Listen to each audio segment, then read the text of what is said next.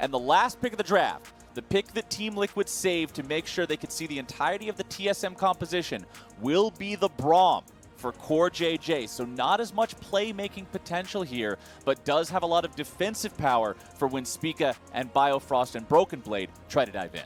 Yeah, we often describe Team Liquid as a team with their players, with their coaching staff, as trying to craft strategies to become a fortress, to become a stone wall. And what better champion than Braum to hold the door there, literally. They have one of the beefiest front lines, one of the beefiest, defensive tools here, Ornn plus Braum.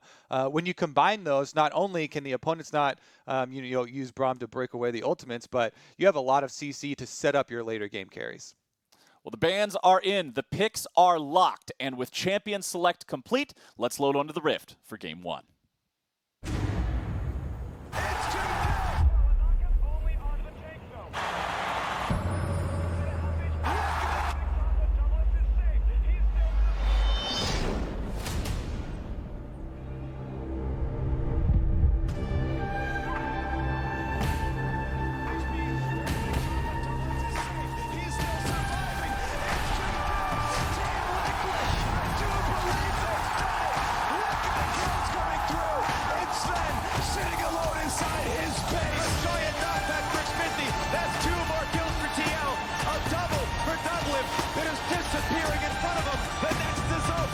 So far, TSM has outmaneuvered.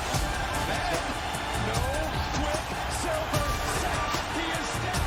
What is he doing? 8 seconds left. TSM are going to end it. There's no way. Here we go. The game. TSM by Treatz and them.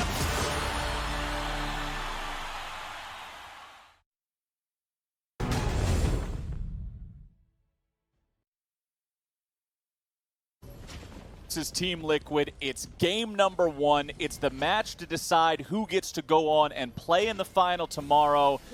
And it's the team of the MVP versus the team of the next closest dude to getting the MVP. I saw a lot of angry TSM fans in the comments when CoreJJ was announced as the MVP, saying Bjergsen got robbed, saying it should have gone over to TSM, and I think that this series today will be a fun opportunity for both of these players to really shine.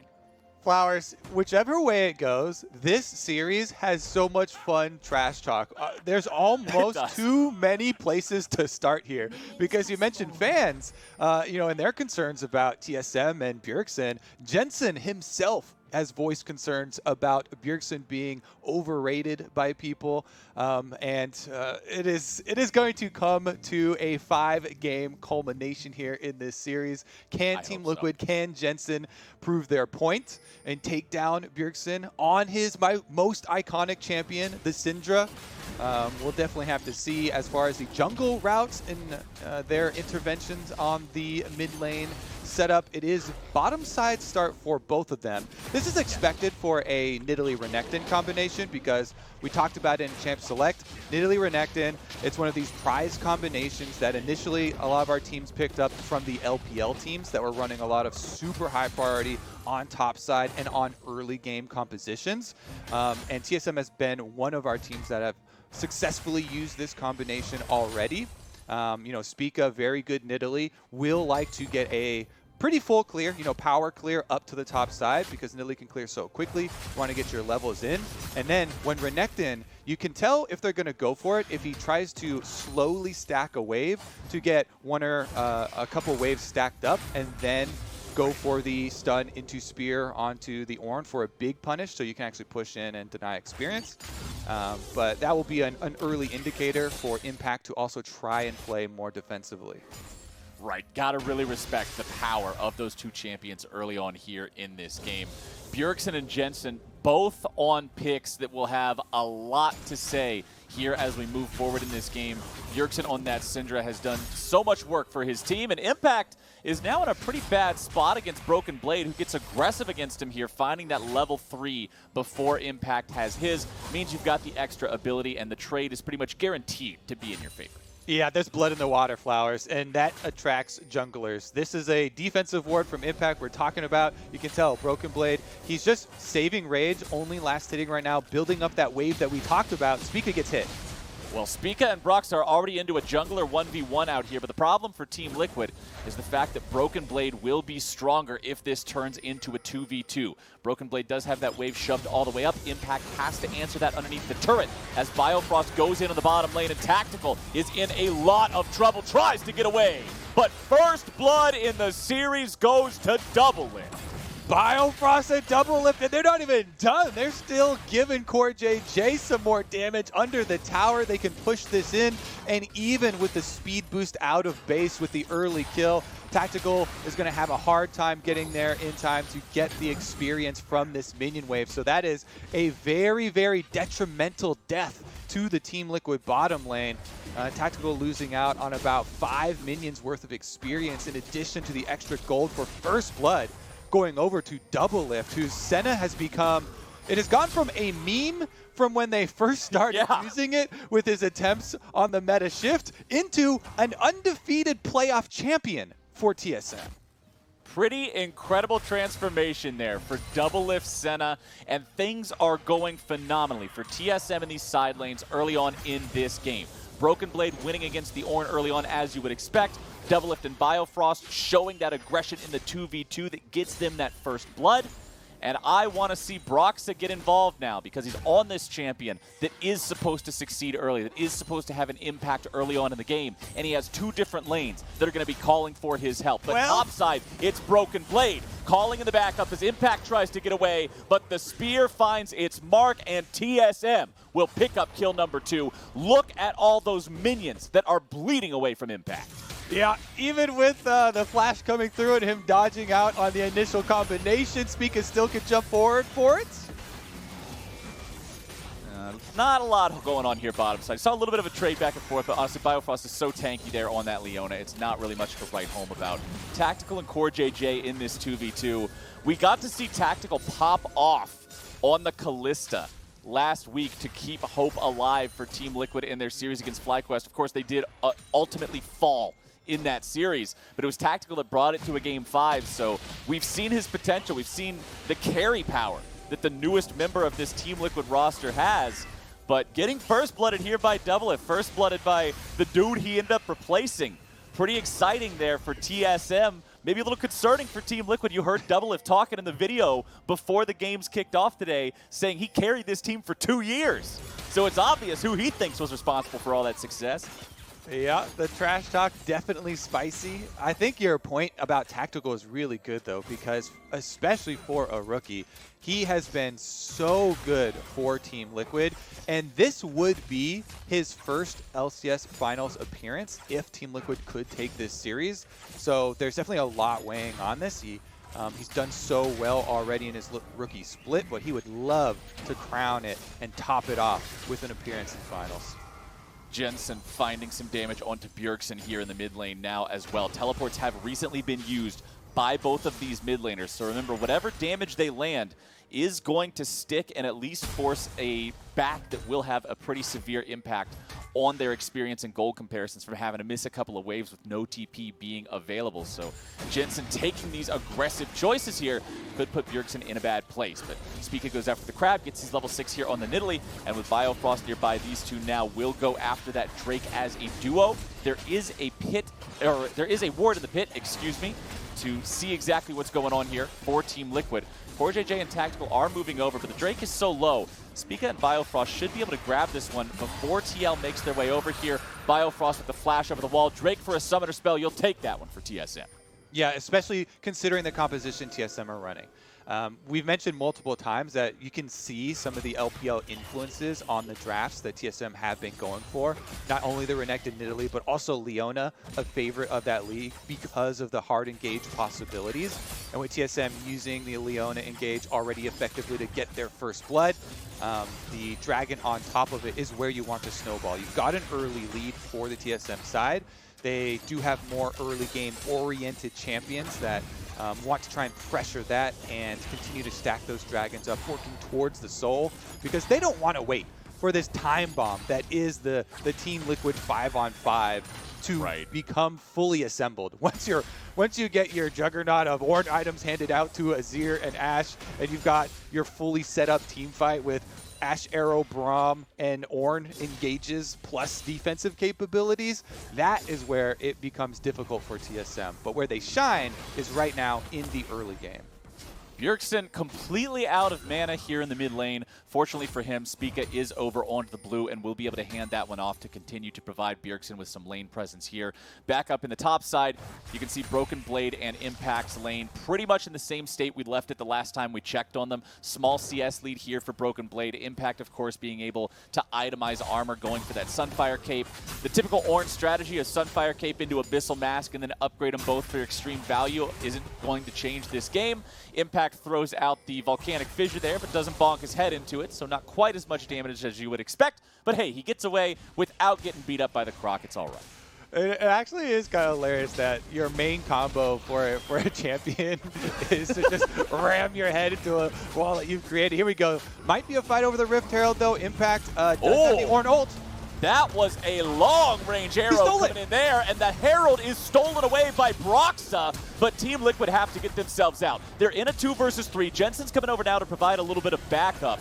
TSM will not be able to find a kill, and now CoreJJ and Tactical have also joined the fray. Spica wants to get out, but there's no way home, and that is money in the pockets of Team Liquid. Tactical picking up their first kill of this game, and Broxah with that steal onto the Rift Herald, that's picked up by CoreJJ. Money in the bank. Rift Herald ain't easy, Captain Flowers. TSM just get it taken away right out of their hands by Broxah, and this is that caution we were laying down. If you give over early mistakes to this Team Liquid composition, early gold, this is going to fund their war efforts for the late game. Picking up the Rift Herald is turret plates. That's guaranteed cash as well on top of this. And with the lane swap here, CoreJJ has it in his hands, which is slightly less than ideal because it guarantees he'll get some of the money from the turret plates and he can't fully give the money over. But it also means that he's probably going to activate it there with Tactical around in one of the lanes, so sharing it with the AD carry. And the kill going over to Team Liquid. While it does not make up the entire gold difference and TSM are still in a power position, this is what the Team Liquid fans really want to see in the early stages. It's trying to steal away little things. And look at how low this gets. Spica does hit the eyeball, and it's very, very difficult to actually know and calculate the damage your eyeball true damage is going to do. So you have to combo your damage right when you hit it. And just, what was that, like 58, I think I saw? 44. It ticked down to 44. Yeah, where Broxah is able to steal it away, and then with Tactical coming up, they also get the kill on Spica. That is just, that's kind of a dream scenario for them in the early stages. Sometimes it's those little differences that make the biggest impact in the game. Top side there, you can see the items displaying on your screen. Blade of the Ruined King, completed for the Renekton, is a big power spike in that 1v1 situation. Of course, Impact now completing his Sunfire Cape will have some defensive power against that one. Bjergsen goes away from that Shurima shuffle attempt there in the mid lane from Jensen, using the flash to stay safe from the ulti. With Broxah nearby, surely would have been death for him if he did not get out of that one.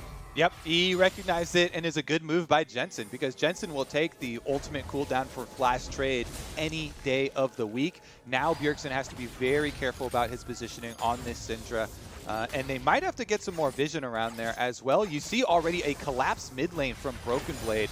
All of TSM rallying around Bjergsen to help him push that wave out after his flash was blown because they know he's in a very, very dangerous spot if they don't help him deal with it. So Broken Blade and Spica both clearing out the side control wards there to get him some extra vision, but Team Liquid just, they're taking that early momentum of the top fight at Rift Herald and pushing it home.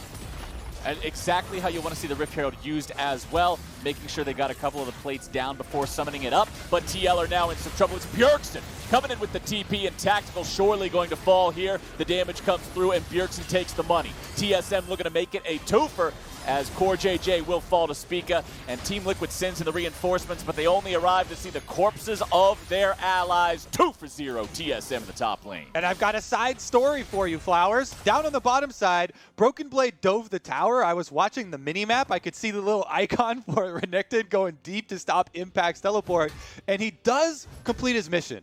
Well done, soldier. He stopped the teleport, but it came at the cost of his own life by diving into that tower versus Impact. And so Impact gets the kill, the solo kill onto Broken Blade for the cost of the teleport interruption.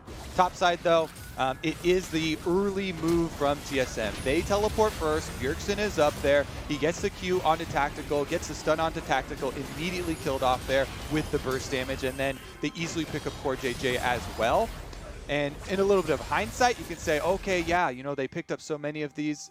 Maybe it was pretty risky here going for this one, but Broken Blade, he sees it, he's going for it. I'm all in. He uses his ult for the extra health. Slice and Dice is in there. With the tower shot, though, Impact's able to clean him up, as you know. And no surprises in the extra information. Yep.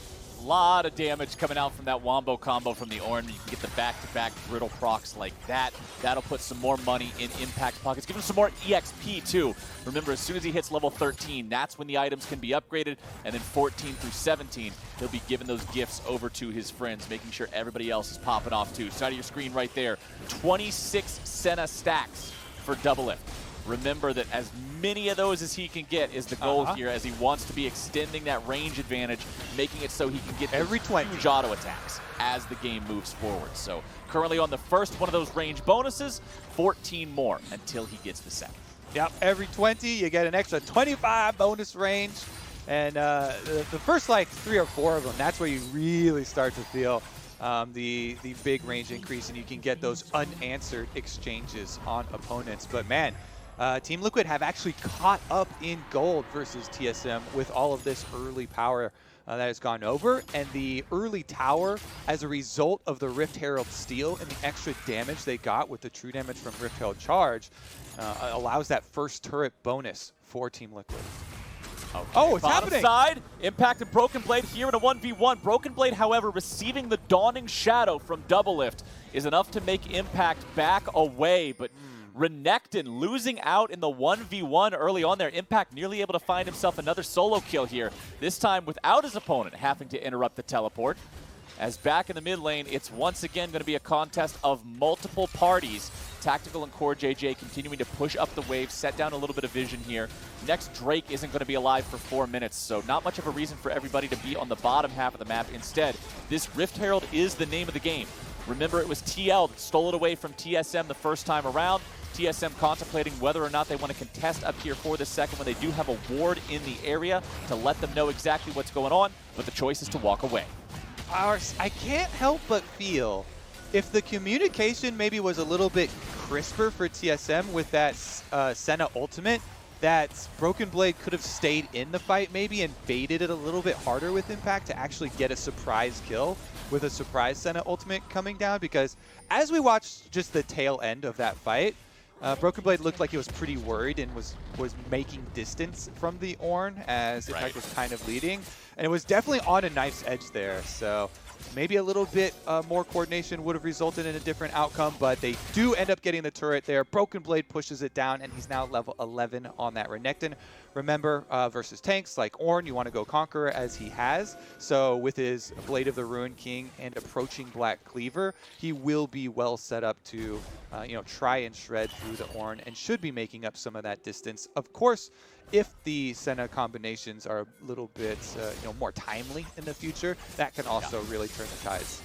All right, well, as we're tied up at 1 turret for each team here, and we're just now cresting the 17-minute mark, Team Liquid is going to look to change that up once more, secure themselves another advantage. Rift Herald sum it up in mid lane, and as much as TSM wants to try to clear these waves away and keep that turret alive, it's just not going to happen. 2 different Rift Heralds for the side of Team Liquid. Plenty of success with both of those being used there. Good stop from TSM, making sure they can kill Shelly before she gets the charge off onto the tier 2. So I've heard Shelly is the agreed upon name for the first Rift Herald. Does the second one have a different name? Because I've heard people have attempts and suggestions. Oh, I thought they were both Shellys. Okay. Well, it's got to be like Shelly and Shelly's sister then, because I feel like her sister. There's not like a return of Shelly. She just respawns again. Maybe she's got this cycle of returning into an eyeball. I mean, everybody else in League of Legends dies and come back. Why can't Shelly do it? Think of the Rift Herald pit like Shelly's Fountain. She just has a 4-minute respawn timer. I'm sold. I'm sold. Yeah, there you go. That's Her actually screen's black and white for 4 minutes, and then she comes back. Fair enough. Top side here for TSM. Looks like they are sending Spica to help out Bjergsen in trying to trade on the side wave here. They did get the bottom one, so opening up both side lanes for TSM. Definitely going to be a big improvement in the map state for them. Give them that extra gold, and they still have the 2 dragons that we were talking about stacking. So if you're looking 1 minute ahead of time, as we were talking about in the Art of War, preparation on these objectives is huge, and TSM taking the top turret a full minute ahead of time will be able to get there. I have to say, though, with the gains that Team Liquid have been making, they do have multiple control wards here for Broxah and for CoreJJ. If they call down Jensen and Broxah right now, they can try and get the Fog of War advantage, and that is a huge bonus for Ashe, who likes to fire off the Ashe arrows from out of Fog of War, giving your opponents less opportunities to dodge them. You can see Team Liquid players migrating south for the Dragon fight right now. 20 seconds left to go. Red buff has just been picked up by DoubleLift for the side of TSM. TL does have control over this bottom side river. Ward placed over the wall by TSM. That one is disabled by a control ward right now. And TL are doing their due diligence, getting rid of this vision from TSM as they wait for this dragon to spawn. There you go. Now it's alive. Jensen going to go ahead and take care of the last remaining remnants of this minion wave. Bjergsen goes for a scat of the week, but will not find Jensen with it. And a little bit more damage will clear those minions out for both sides. Broken Blade is here on the flank. Impact charging into the brush, just expecting that that might be the case. CoreJJ getting stunned up now as Biofrost ends up getting swept away by Jensen, but Jensen nearly going to be killed off now. Biofrost first casualty of the fight. Nice kick coming through from Broxah. And DoubleLift is gone, but so is Jensen. TSM is on the assault, and Tactical is kiting away from Broken Blade. He turns his attention over onto Impact, who will be able to stand tall for now. Spica's off to the side, but Bjergsen's still alive, means TL has to head for the hills. TSM still has control over this bottom side river, but remember that both junglers are alive. There is smite fight contention possibilities here. Bjergsen looking to keep Broxah away. TP also going to be coming in now. Tactical stepping forward with a focus fire, but now he's killed away. There he is!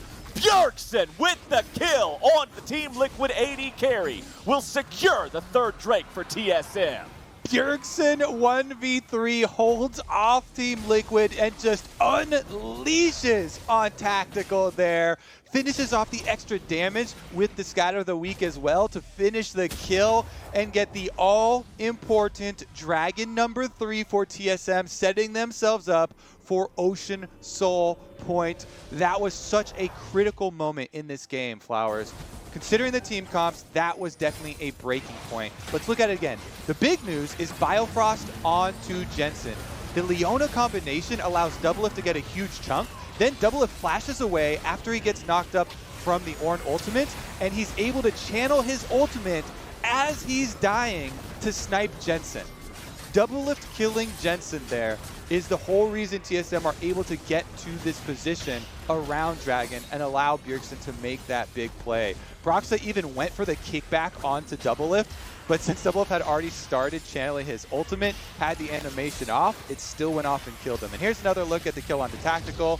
Bjergsen had saved his Syndra ultimate for this moment, and I don't think Team Liquid were calculating for that. You can see it in the stats, 3,726 damage, 10 times the damage that his counterpart put out in that fight. Because Jensen was so low and so isolated in that, all he did was use his ult on Biofrost. That was it. Aside from that, his impact in the fight was essentially nothing, and Bjergsen just outperforming him in that fight was the difference maker. And now, Kobe, I want to pose you a question, because you said at the beginning of the game the TSM comp had to be more active. Team Liquid has this incredible scaling with Ornn items and Ashe and Azir. We're 22 minutes in. TSM is on Soul Point, but they're 1,000 gold ahead now as Ornn is starting to be able to gift these items over to his teammates. Did TSM accomplish their goal? Did they have a good enough early game? I do like their spot because they do have the 2-item breakpoints for all of their champions, and it's only just over 2.5 minutes right now left on it. You can see they've got the split push advantage here. Broken Blade with his Cleaver Bork combination can continuously push that side wave in against Impact, even though Impact has gotten to upgrading his own items already and looking to start handing out the upgrades for his teammates. The real big pressure point is going to be the setup for this Ocean Soul. So you have to keep your eyes on where they spend their resources of these control wards. Broxah going to have to slip out of the Raptor pit as quickly as he went in there because the Leona, once again, a key part of TSM, locking down people. Tactical nearly killed off, and nearly's not even going to do it. Broken Blade coming in from the flank, and Team Liquid has to run the hell out of town. 2 already dead, and TSM are not going to be stopping anytime soon. Broken Blade enraged with the dominance on the front lines as Impact and CoreJJ have to fall all the way back behind the tier 2. Jensen with the Sand Soldiers over the wall, but he's still got to be respecting the long-range artillery of Bjergsen Syndra. TSM and aggressive play have really come together, Flowers. It's taken a whole split for them to get to this point to be able to execute these, but once they have, it really has started to look so much better for this squad. And this is against Team Liquid, one of the best defense playing teams in the LCS. In fact, the best defensive team in the LCS. Once again, Biofrost making so many plays for the team. I have to say, in the previous series on his recon every single game, he just doesn't miss a beat switching over to Leona here. Landing the combinations, again in the key Dragon fight last time where he locked up Jensen. He's definitely been a big addition back onto the roster after getting benched, where sometimes getting benched mid-season like that can really destroy people's mentalities, and you never see a full recovery back on stage, but he's really done it. Yeah, it catalyzed him to be better.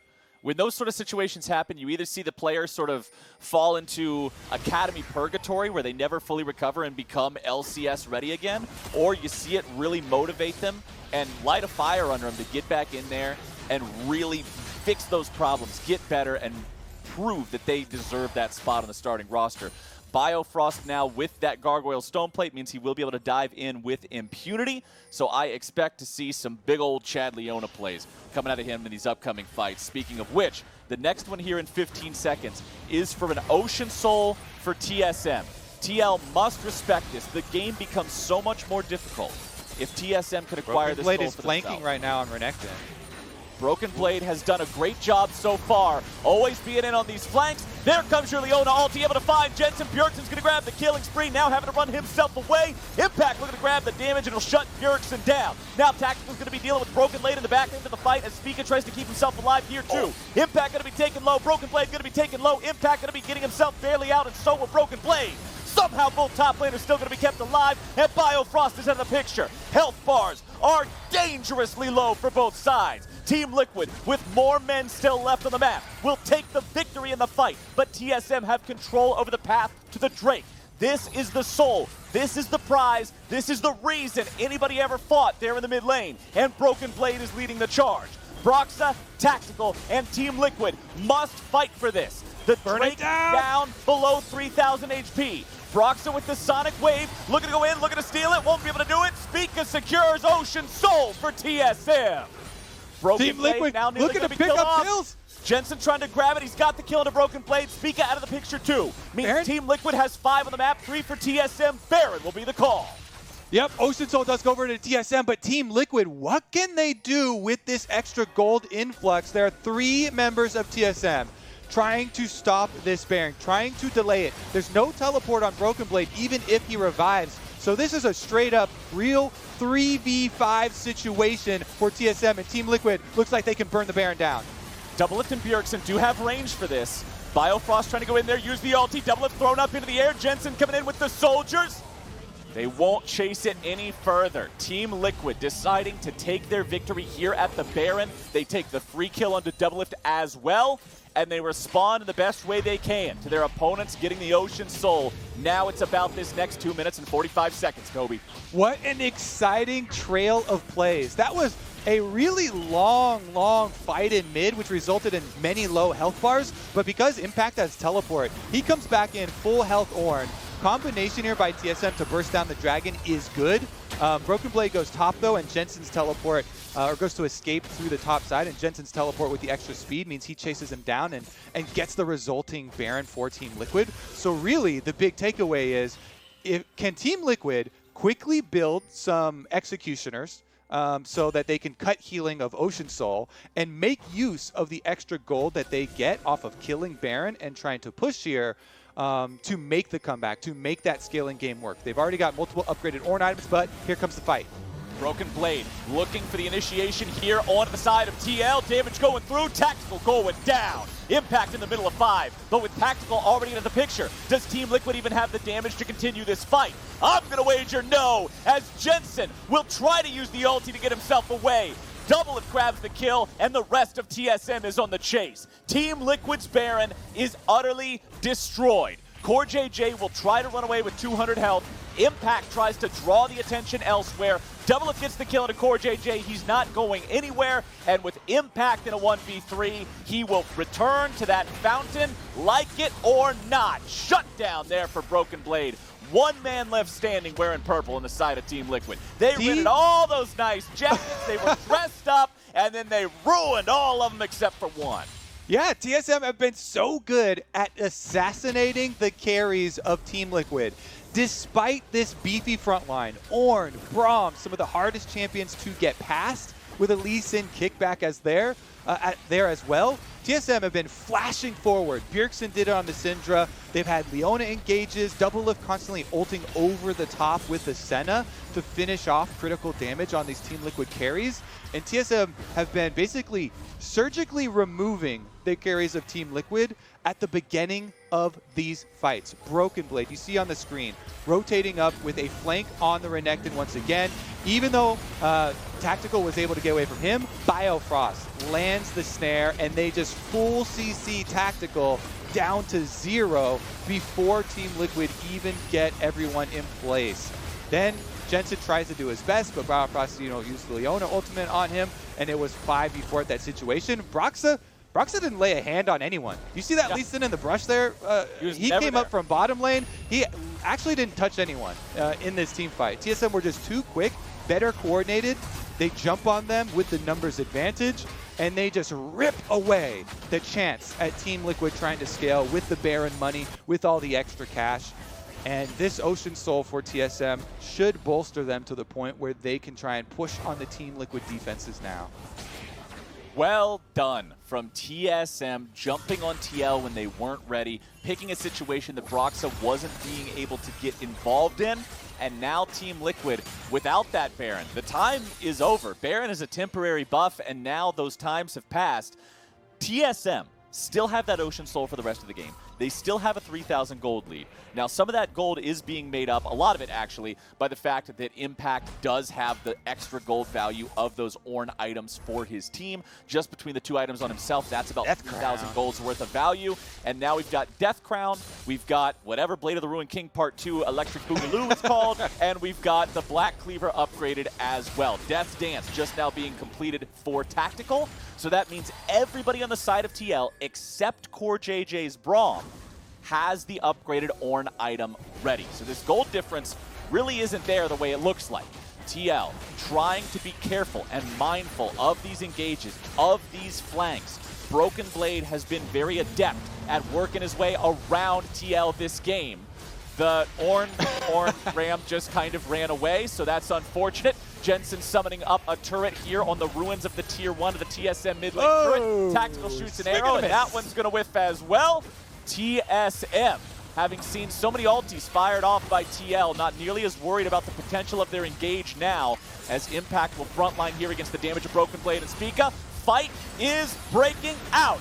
Nice ulti coming in there from Biofrost to start things, but now he has to flash away because he's in some serious trouble. Going to be getting the heal there from DoubleLift. Impact eating up some of the honey fruits to keep himself topped off on HP. Turret does self-destruct there in the mid lane. Spica takes some damage, but the Elder Drake is spawning in 10 seconds. TSM have priority over the river.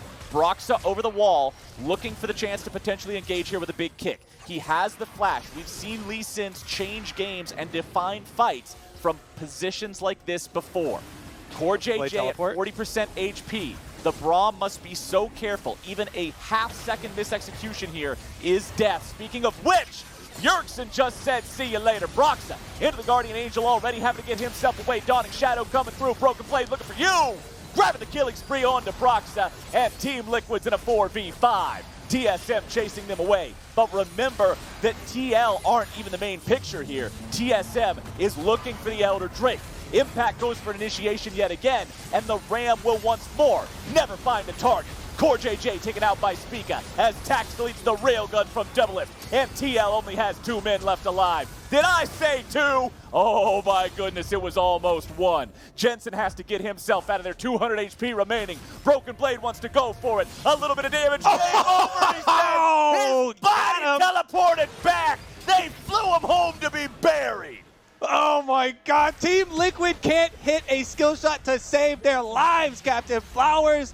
The engage is over and over, whiff after whiff, and TSM punished them hard. Bjergsen popped Broxah like a balloon there with the Syndra, and now TSM, they're gonna take everything on the freaking map.